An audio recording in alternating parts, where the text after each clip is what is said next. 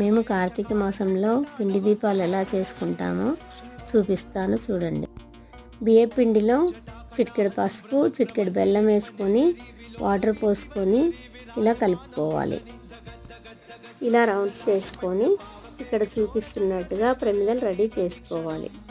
ఇలా ఒక్కొక్క ప్రమిదకి 5 బొట్లు పెట్టుకోవాలి. ఈరోజు కార్తీక సోమవారం కాబట్టి మేము 108 దీపాలను రెడీ చేసాము.